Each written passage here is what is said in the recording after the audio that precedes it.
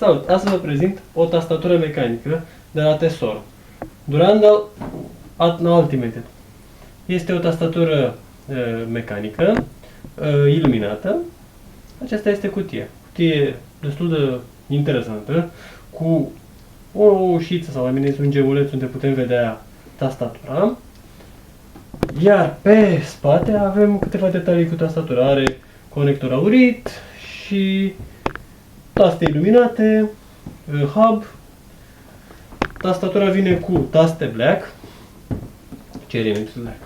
Haideți să deschidem cutia.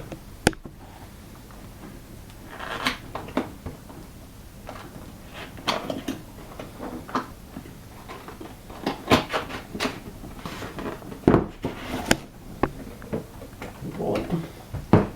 Cam așa arată tastatura.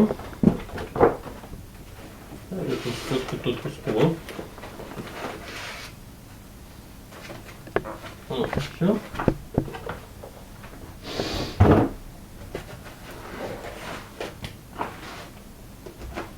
Și acum să desfacem spumă.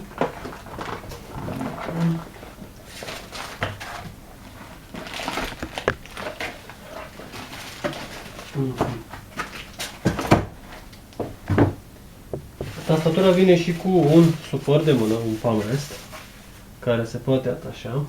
Aici. Mai găsim și un mic pliculeț unde avem CD-ul de instalare și un Quick Start Guide și alte chestii neinteresante, cel puțin pentru mine. Așa.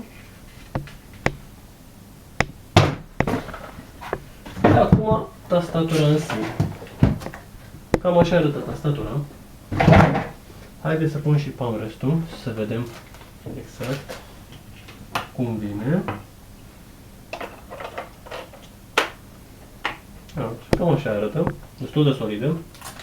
Bun, tastele sunt mecanice. Vedem dacă pot să scot. Una, da, am scos-o. Sunt Cherry MX Black. Deci, se apasă, sunt foarte plăcute. Și tastatura este clasică, adică cu Enter-ul mic, Shift-ul lung. Are câteva taste programabile cu FN. O să vă arăt într-un alt video mai detaliat. Hai să vedem cum e să tastez. Foarte, foarte bine. Nu este nici gălăgioasă, dar îmi place. Bun. Să pun tasta la loc. Haideți să vedem cablul. Cablul e gros și este cu sleeving și ecranat. Ce avem conectori? Un conector aurit USB și doi conectori de microfon și căști. Aici sus este hub-ul USB, deci dintr-un singur USB face două și locurile pentru microfon și căști. Cam aceasta este tastatura Tesoro Duran Ultimate. Vă mulțumesc pentru vizionare. O zi minunată. La revedere!